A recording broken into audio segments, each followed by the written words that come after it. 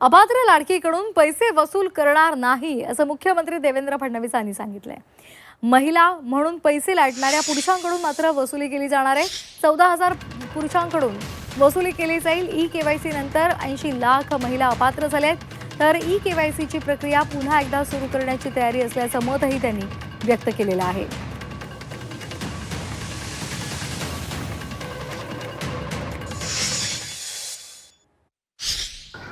1,70,00,000 महिला, थोडं आकडा कमी अधिक असेल 3-4 हजार ने, पण 1,70,00,000 महिला ज्या आहेत या निकष पूर्ण पार करतात। त्यांची केवायसी झालेली आहे, त्यामुळे त्यांना लाडक्या बहिणीचे पैसे मिळतच राहतील। ज्यांनी केवायसी केली नाही त्यांना आता आम्ही पैसे देणार नाही, पण त्यांनी दिलेले पैसे आम्ही वसुली करणार नाही। 14,000 ज्या पुरुषांनी पैसे घेतलेले आहेत त्यांच्याकडनं मात्र पैसे हे वसूल केले जातील।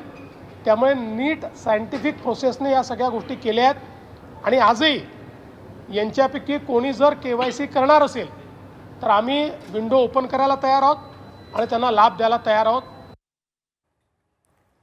80 लाख अपात्र महिलांना सरकारी तिजोरीतून पैसे मत विकत घेण्यासाठी बेकायदेशीर पैशांची अफरातफर केली। योजना राबवणाऱ्यांवर फसवणुकीचा गुन्हा दाखल व्हावा असं मोठं विधान खासदार संजय राऊतांनी केलेलं आहे।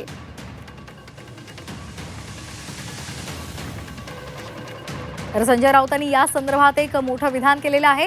80 लाख अपात्र महिलांना सरकारी तिजोरीतून पैसे गेलेत, मत विकत घेण्यासाठी बेकायदेशीर पैशांची अफरातफर केली गेली आहे। ही योजना राबवणाऱ्यांवर फसवणुकीचा गुन्हा दाखल व्हावा असं मोठं विधान खासदार संजय राऊतांनी केलेलं आहे। तर लाडकी बहीण योजनेमधल्या 80 लाख अपात्र महिला आणि त्यावरून संजय राऊतांनी सरकारवर घणाघात केलाय। साधारण 1 कोटी अपात्र महिला लाभार्थी लाडकी बहीण योजनेमध्ये कशा प्रकारे त्यांना पैसे वाटले गेले, दिले गेले हे समोर आलंय। 1 कोटी, साधारण 1 कोटी तुम्ही बेकायदेशीरपणे या पैशाची अफरातफर केली मत विकत घेण्यासाठी। सरकारी तिजोरीचा हा उघड अपहार आहे। ज्यांनी ही योजना राबवण्याचा प्रयत्न केला अशा प्रकारे त्यांच्यावरती आर्थिक फसवणुकीचे गुन्हे दाखल व्हायला पाहिजे। हा सरकारी तिजोरीचा अपहार आहे। ज्या पद्धतीनं महिलांची मते विकत घेतली इथपर्यंत ठीक आहे, पण अपात्र